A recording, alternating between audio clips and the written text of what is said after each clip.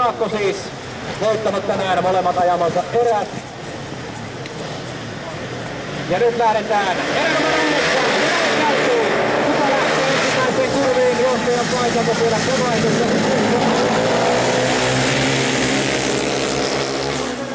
Janne Vilkkonen ja keltaisessa hupussa Tomi Norola ja siellä vielä sitten myös Jarmo Malinen mukana, mutta Antti Jaakko jälleen vakuuttavassa johdossa.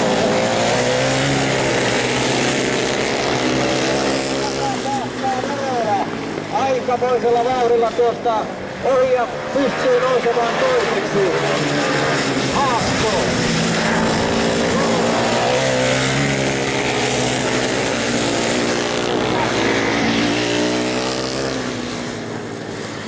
Antti Aakon vieressä tätä erää.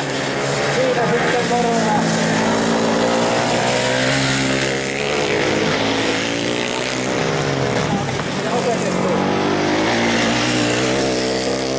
Tuonne laitaan päin. Vilkkonen. Aakko tulee voittajana. Norola kakkosena. Malinen kolmantena. Ja Janne Vilkkonen ajaa tuonne päin vallia, mutta mies on omilla jaloillaan. Lasit pois silmiltä. Enää niistetään. Annetaan aplodit. Mies tässä tekee kipeää, mutta ei se haittaa niin kuin Vertaranta laulussaan laulaa. Ja tulokset jäävät voimaan tuosta lipasta huolimatta. Eli Jaakolle jälleen sitten erävoittoon ja täydet pisteet.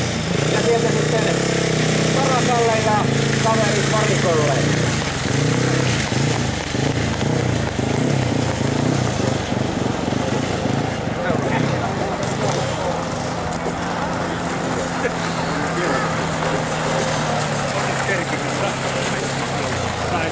No niin, hyvä yleisös, jotka vielä kannustavat aplodit tähän jatkoon.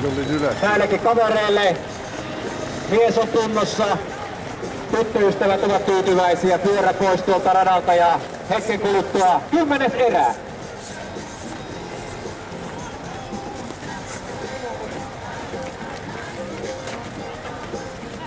Ja tämä 10. erä, joka hetken kuluttua lähtee liikkeelle, on Suomen Laatuteline Oyn erä. Telinemateriaalina käytetään läyhertelinejärjestelmää. Telineasennukset suuriin sekä pieniin projekteihin Suomen Laatuteline Oy erä numero 10.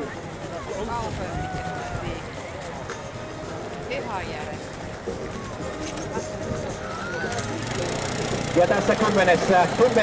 erässä ajavat keltaisella hupulla Matti Isolaho, sinisellä Teppo.